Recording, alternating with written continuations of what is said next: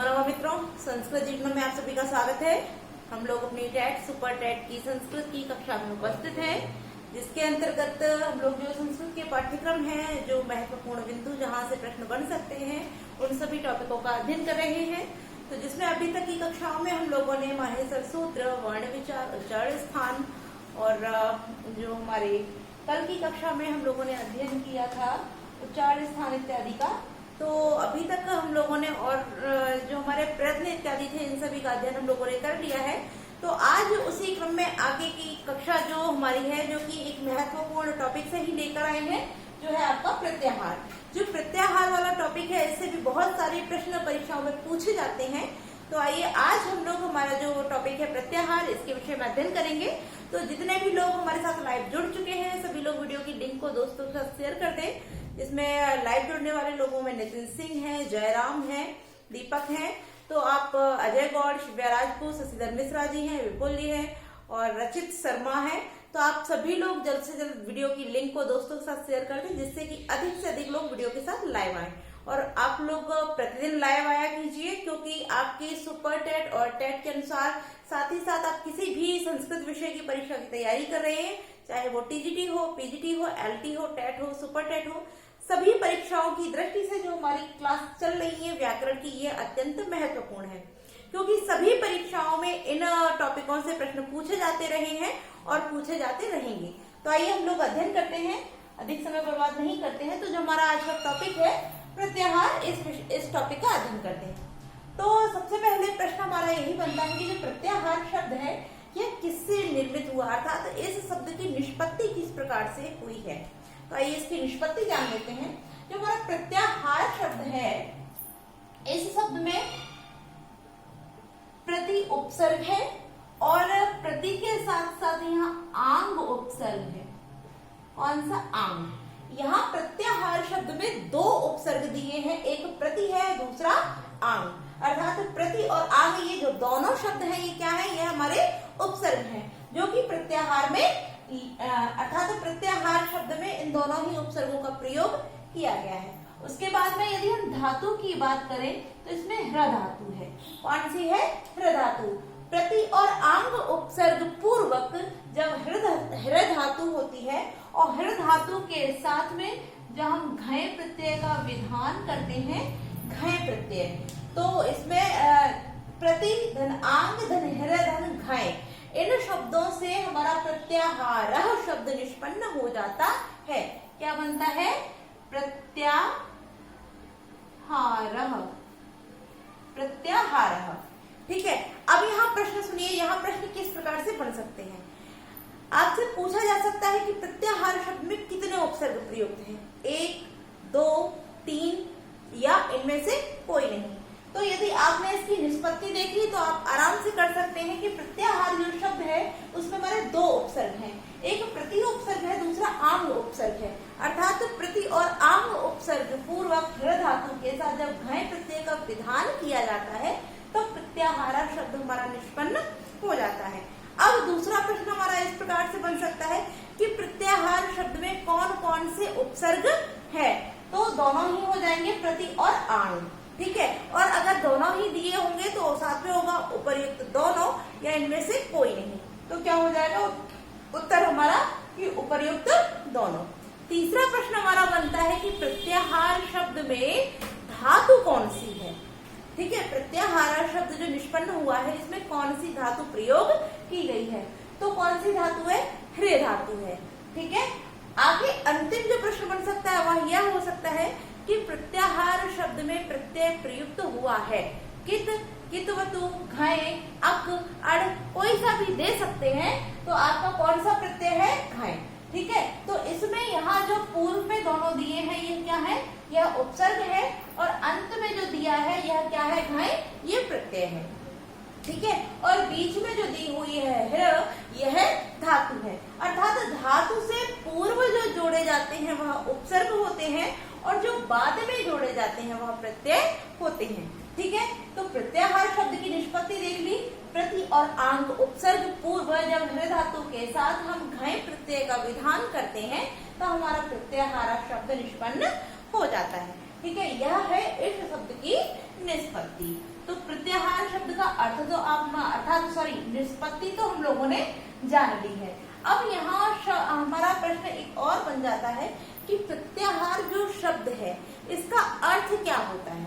ठीक है, इसका अर्थ क्या है? तो प्रत्याहार जो शब्द है इसका अर्थ होता है संक्षेपीकरण। क्या होता है?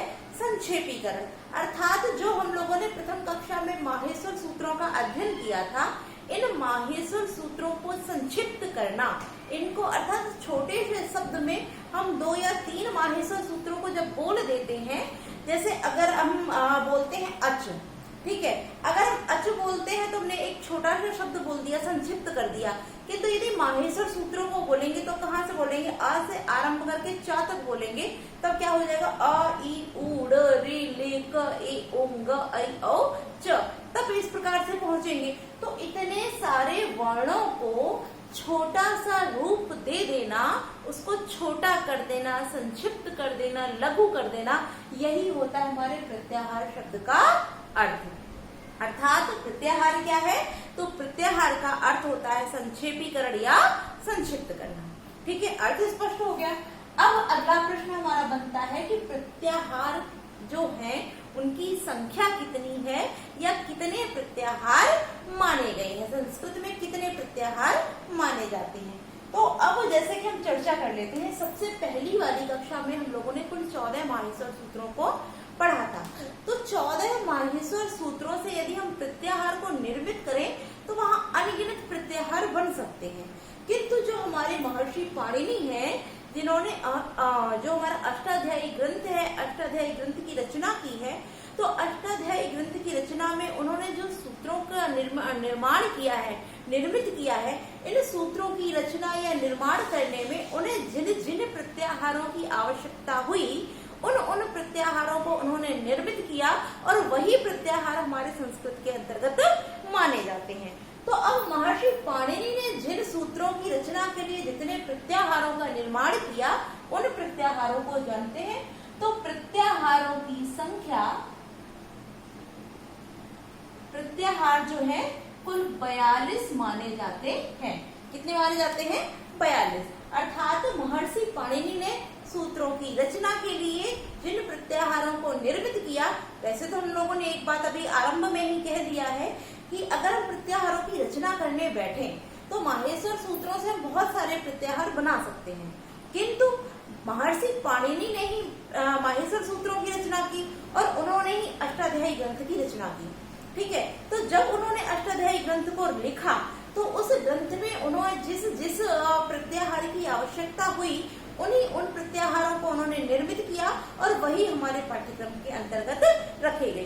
तो महर्षि पाणिनि ने जितने प्रत्याहारों को लिखा है, उन प्रत्याहारों की संख्या 42 हो जाती है। ठीक है, तो इस प्रकार से अगर हम बात करते हैं कि प्रत्याहारों की कुल संख्या कितनी है, तो प्रत्याहारों की कुल संख्या 42 होती है। अब यहाँ आप लोगों ने और भी 1-2 प्रत्याहारों के नाम सुने होंगे। एक प्रत्याहार होता है रम, एक राम प्रत्याहार होता है और एक प्रत्याहार होता है हमारा यम। कौन सा होता है? यम। ठीक है, एक हमारा राम प्रत्याहार है और दूसरा यम प्रत्याहार है। कहीं कहीं इन दोनों प्रत्याहारों को भी माना जाता है। महर्षि पाणिनि ने इन प्रत्याहारों की रचना नहीं की है, किंतु जैसे कि हमारे कात्यायन हुए हैं, पतंजलि हुए हैं, अर्थात अन्य भी और व्याकरणाचार्य हुए हैं। और जैसा कि हम सभी टीजीटी का अध्ययन करते हैं, तो वहाँ बाबूराम सक्सेना की जो पुस्तक है संस्कृत व्याकरण प्रवेशिका, तो उसके अंतर्गत इस राम प्रत्याहार का भी विधान अर्थात इसको भी सम्मिलित किया गया है। ठीक है, तो वैसे तो प्रत्याहारों की कुल संख्या 42 है, किंतु यदि हम राम प्रत्याहार और यम प्रत्याहार को भी अगर गिनते हैं तो यहाँ हमारे जो प्रत्याहारों की संख्या है वो 42 तो है ही है, किंतु अगर राम प्रत्याहार को इसमें सम्मिलित करते हैं तो प्रत्याहार हमारे 43 हो जाते हैं, और जब यम प्रत्याहार को भी इसमें काउंट करते हैं तो प्रत्याहारों की संख्या 44 हो जाती है। ठीक है, किंतु यदि आप टेट या सुपर टेट की तैयारी करते हैं तो आप लोगों के लिए प्रत्याहारों की कुल संख्या 42 रहेगी। यदि आप टीजीटी की तैयारी करते हैं तो आपके लिए प्रत्याहारों की संख्या 43 हो जाएगी। अब कुछ प्रश्नों के ऊपर भी निर्भर करता है। यदि सुपर टेट में प्रकार से पूछ दिया जाए कि रा और यम प्रत्याहार को सम्मिलित करके कुल प्रत्याहारों की संख्या कितनी है, तब आपका 42 ना होकर के 44 हो जाएगा। ठीक है, तो वैसे तो आप लोगों को 42 ही अध्ययन करना है, किंतु अगर परीक्षा में प्रश्न घुमाकर पूछ दिया जाता है तो आप दोनों ही प्रकार से प्रश्नों को जानते रहिए। यदि केवल रा प्रत्याहार को सम्मिलित करके परीक्षा में प्रश्न पूछता है तब 43 हो जाएंगे, यम प्रत्याहार को भी सम्मिलित करता है तब 44 हो जाएंगे, और केवल यही पूछता है कि प्रत्याहारों की कुल संख्या कितनी है तब केवल 42 ही रहेगा। ठीक है, किंतु यदि आप टीजीटी की तैयारी कर रहे हैं और तब आपसे पूछा जाता है कि प्रत्याहारों की कुल संख्या कितनी है तो वहां 43 ही रहेगा। ठीक है, यह हमारा एक महत्वपूर्ण प्रश्न था जो कि क्लियर हो गया है। अब आइए अब बात करते हैं हम जो हमारे प्रत्याहार है। एक और प्रश्न है कि प्रत्याहार बनाने वाला जो सूत्र है अर्थात प्रत्याहार विधायक जो सूत्र है वह सूत्र कौन सा है। तो एक सूत्र होता है हमारा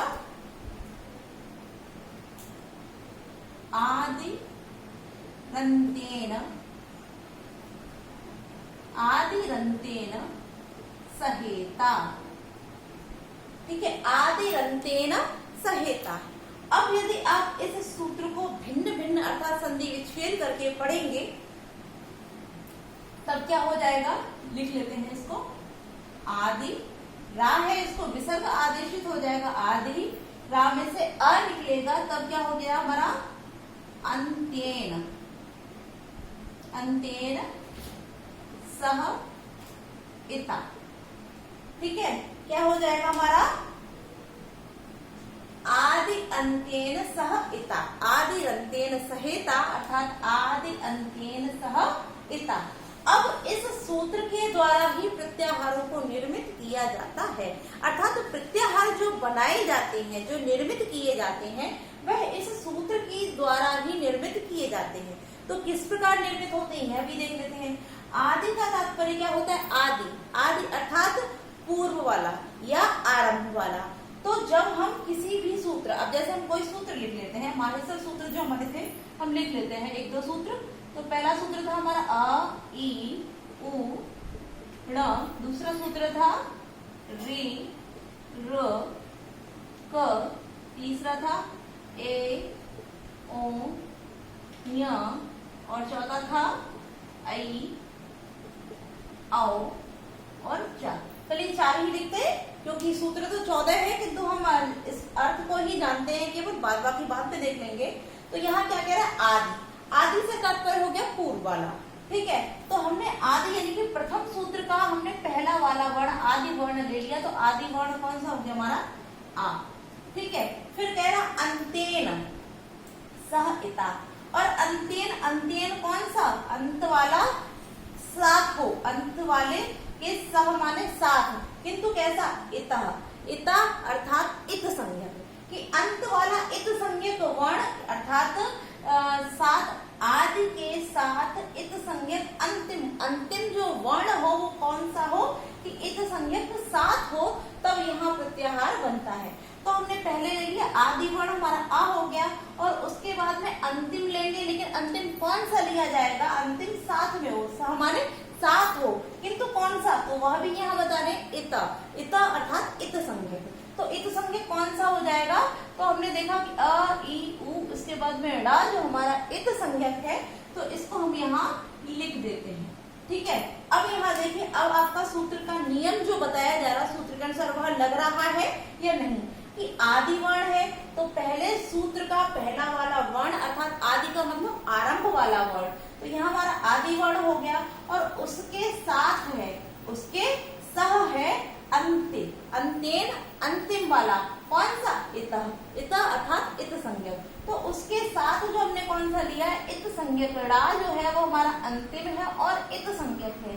तो इत संज्ञक वर्ण को जो हमने इसके साथ में लिखा है, यानी अंत्य वर्ण जो होगा, इसके अंत्य के अंत्य वाला जो वर्ण साथ में होगा वह कैसा होगा, इत संज्ञक।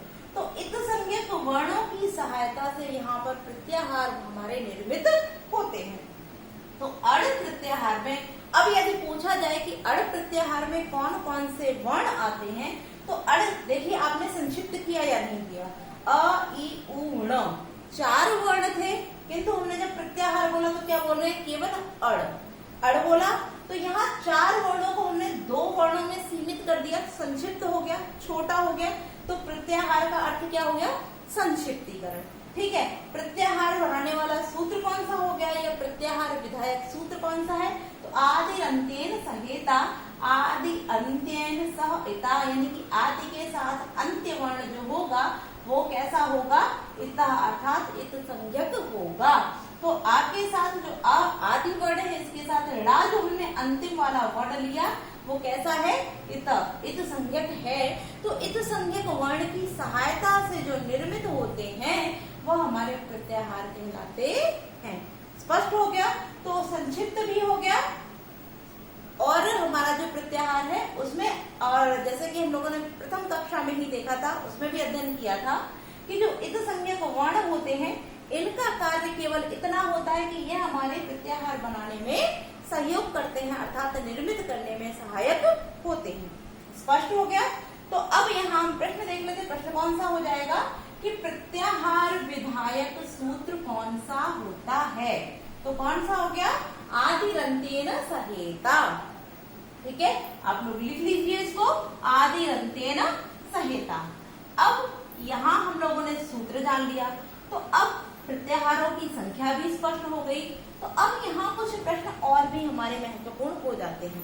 अब जैसा कि हम बात करते हैं, अभी हम लोगों ने प्रत्याहारों को जान लिया कि प्रत्याहार कुल 42 या 43 कुल 42 है, किंतु जब रा और यम प्रत्याहार को भी जोड़ लेते हैं तो हमारे 43 या 44 प्रत्याहार हो जाते हैं।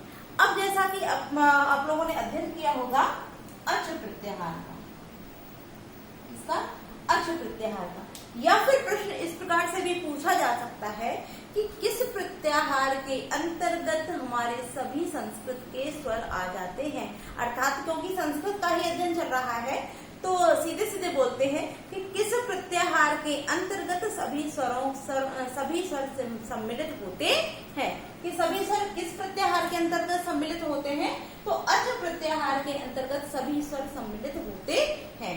अब कौन कौन से, तो माहेश्वर सूत्रों का अध्ययन कर चुके हैं तो जानते हैं कौन कौन से हो जाएंगे हमारे, अ ई उ, फिर री, र, ए, ओ, आई और औ। ठीक है, तो अच प्रत्याहार के अंतर्गत हमारे सभी स्वरों का अध्ययन किया जाता है। और स्वरों की संख्या कितनी है, तो स्वरों की संख्या कुल कितनी है, तो 9 है। ठीक है, अब यहाँ बात कर लेते हैं हम व्यंजनों की। अगर आपसे प्रश्न पूछा जाता है कि कौन से प्रत्याहार के अंतर्गत सभी व्यंजन वर्ण आते हैं, तो आप लोगों ने, जैसा कि हम लोगों ने 5वां सूत्र माहेश्वर सूत्र पढ़ा था, वह था हयवरट के हा से लेकर के, और जो 14वां सूत्र था वो हल्के ला तक। तो हयवरट के हा से लेकर और हल्के ला तक जब हम अध्ययन करते हैं तो सभी हमारे व्यंजन वर्ण आ जाते हैं। तो हल प्रत्याहार के अंतर्गत हमारे सभी व्यंजन वर्ण आते हैं, अर्थात अच प्रत्याहार के अंतर्गत सभी स्वर वर्ण और हल प्रत्याहार के अंतर्गत सभी व्यंजन वर्ण आते हैं। यहाँ लिख देते हैं सभी व्यंजन वर्ण, क्योंकि व्यंजन बहुत सारे हैं, यहाँ लिखेंगे तो काफी जगह भर जाएगी, तो इसलिए मैंने बता दिया। यहाँ से आप लोग समझ जाएंगे कि हर अच प्रत्याहार के अंतर्गत सभी स्वर आते हैं और हर प्रत्याहार के अंतर्गत सभी व्यंजन वर्ण आते हैं। अब प्रश्न तीसरा देखिए कि जितने, अर्थात माहेश्वर सूत्रों के कुल कितने सूत्रों में स्वर वर्ण आते हैं। तो जो अच प्रत्याहार हमारा निर्मित होता है वह प्रथम सूत्र से लेकर चौथे सूत्र के अध्ययन यानी ऐ औ च तक हम जब अध्ययन करते हैं तो सभी स्वर वर्णों का अध्ययन कर लेते हैं। अर्थात पहले सूत्र से लेकर 4 सूत्र तक हमारे सभी स्वर वर्ण आते हैं। तो जो अच प्रत्याहार हमारा है वह माहेश्वर सूत्रों के पूर्व वाले 4 सूत्रों से मिलकर निर्मित होता है, और हल प्रत्याहार जो हमारा है वो 5वें सूत्र से लेकर अंतिम 14वें सूत्र तक निर्मित होता है। अर्थात 5वें सूत्र से लेकर 14वें सूत्र तक सभी व्यंजन वर्ण आते हैं और 5वें से लेकर 14वें अर्थात 10 सूत्रों से हल प्रत्याहार हमारा निर्मित होता है। स्पष्ट हो गया। अब कुछ हमारे प्रत्याहार भी है जिनमें मुख्य मुख्य शब्द दिए हैं। तो यदि हम बात करते हैं 5वें और 6वें सूत्र की, क्योंकि 4 सूत्रों का अध्ययन हम लोग कर चुके हैं, तो 5वां और 6वां सूत्र है उसमें हमारे कौन कौन से वर्ण आते हैं, तो उसमें अंतस्थ वर्ण आ जाते हैं। अब यहाँ बात कर लेते हैं हमारे जो हल है उसमें सबसे पहले हम बात करते हैं झस प्रत्याहार। कौन सा? झस प्रत्याहार। इस झस प्रत्याहार के अंतर्गत जो हमारे वर्ग हैं, 5 वर्ग हैं, 5 वर्गों के चतुर्थ वर्ण आते हैं। कौन से? चतुर्थ वर्ण आते हैं झस प्रत्याहार के अंतर्गत। ठीक है, ये कुछ महत्वपूर्ण हमारे प्रत्याहार है। वैसे तो 42 है और 42 बहुत हो जाएंगे अगर हम बोर्ड पे लिखाएंगे, तो इसलिए आपको अगर आपके पास कोई पुस्तक इत्यादि हो तो आप उसमें देख लीजिए, या फिर मैं एक शॉर्ट वीडियो बना के उसकी डाल दूंगी जो 42 प्रत्याहार है। किंतु यहाँ हम लोग इसी का अध्ययन कर लेते हैं जो मुख्य मुख्य प्रत्याहार है। दूसरा हमारा प्रत्याहार है एक जस प्रत्याहार। कौन सा है? जस प्रत्याहार। इसमें हमारे सभी वर्गों के तृतीय वर्ण आते हैं। तृतीय वर्ण, ये कुछ महत्वपूर्ण हमारे जो प्रत्याहार है उनका अध्ययन किया जा रहा है। अगला जो हमारा है वह है हमारा क्षय प्रत्याहार। कौन सा? क्षय प्रत्याहार। इस क्षय प्रत्याहार की यदि बात करें तो इसमें वर्ग के प्रथम और द्वितीय, प्रथम और द्वितीय दोनों प्रकार, दोनों वर्ण आते हैं क्षय प्रत्याहार में, अर्थात खप छट तब के और कपय के या तक जब हम दोनों ही सूत्रों का या प्रत्याहार के वर्णों का अध्ययन करते हैं तो उसमें वर्ग के प्रथम और द्वितीय दोनों ही वर्ण आ जाते हैं। अगला हमारा जो प्रत्याहार है वह है चय प्रत्याहार। इस चय प्रत्याहार में वर्ग के केवल और केवल प्रथम वर्ण ही आते हैं। कौन से आते हैं? केवल प्रथम वर्ण आते हैं। ठीक है, स्पष्ट हो गया। अगला जो हमारा प्रत्याहार है वह है यड़ प्रत्याहार। इस यड़ प्रत्याहार में कौन कौन से वर्ण आते हैं तो पहले ही हम लोग अध्ययन कर चुके थे। कौन से आते हैं? तो अंतस्थ वर्ण आते हैं। जो हमारा यड़ प्रत्याहार है, इस यड़ प्रत्याहार में सभी हमारे अंतस्थ वर्णों का समावेश हो जाता है। और जो एक और महत्वपूर्ण हमारा प्रत्याहार है वह है शल प्रत्याहार। तो इस शल प्रत्याहार में हमारे सभी ऊष्म वर्ण आ जाते हैं। ऊष्म व्यंजन या ऊष्म वर्ण आप कुछ भी लिख लीजिए कि ऊष्म वर्ण जो आते हैं वो शल प्रत्याहार के अंतर्गत आ जाते हैं। ठीक है, तो ये महत्वपूर्ण प्रत्याहार है। वैसे तो सभी महत्वपूर्ण है, अच भी है, अक भी है, इक भी है, उक भी है। ठीक है, किंतु यहाँ जो हमारे ये प्रत्याहार लिखे हुए ये सभी बहुत ही महत्वपूर्ण प्रत्याहार है। तो आप लोग इनका स्क्रीनशॉट ले लीजिए। और अभी हम लोग एक और प्रत्याहार की बात कर लेते हैं, वो भी बहुत ही महत्वपूर्ण है। स्क्रीनशॉट ले लिया होगा आप लोगों ने, तो चलिए इसको हटा देते हैं। अब यहाँ हम बात कर लेते हैं जो हमारे स्वरों में से ही एक प्रत्याहार है उसकी बात कर लेते हैं। एक हमारा प्रत्याहार होता है अड़ प्रत्याहार। ठीक है, अब यहाँ प्रश्न आपसे पूछा जाता है कि जो अड़ प्रत्याहार है इसमें कौन कौन से वर्ण आते हैं। तो हमारे कौन कौन से वर्ण आते हैं? तो इसमें अ, ई, उ, उसके बाद में ड़ा हमारा आ जाता है। एक संयुक्त तो कितने वर्ण हो गए? हमारे कुल 3 वर्ण हो जाएंगे। अ, ई, उ, 3 ही ये वर्ण अड़ प्रत्याहार के अंतर्गत आ जाएंगे। किंतु एक सूत्र कहा गया है अणुदित सवर्णस्य। कौन सा सूत्र? अणुदित सवर्णस्य चा प्रत्ययः। यह सूत्र जब बोल के आपसे प्रश्न पूछा जाएगा अणुदित सवर्णस्य चा प्रत्ययः सूत्र के अनुसार अण प्रत्याहार में कुल कितने वर्ण होते हैं, तब इस अण प्रत्याहार में कितने वर्ण हो जाएंगे? तब इस अण प्रत्याहार में अ, ई, उ णायित संज्ञक है, फिर री, र कायित संज्ञक है, ए, ओ, फिर न्यायित संज्ञक है, आई, आओ, चायित संज्ञक है, फिर ह, य, व, र टायित संज्ञक है और उसके बाद में ल।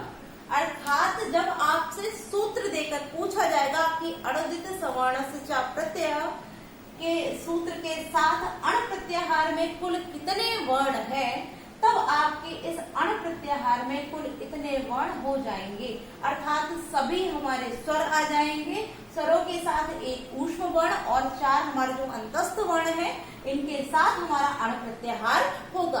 किंतु यदि आपसे सीधे सीधे पूछता है, सूत्र देकर नहीं पूछता है, तो हमारे अण प्रत्याहार में केवल 3 वर्ण ही आएंगे।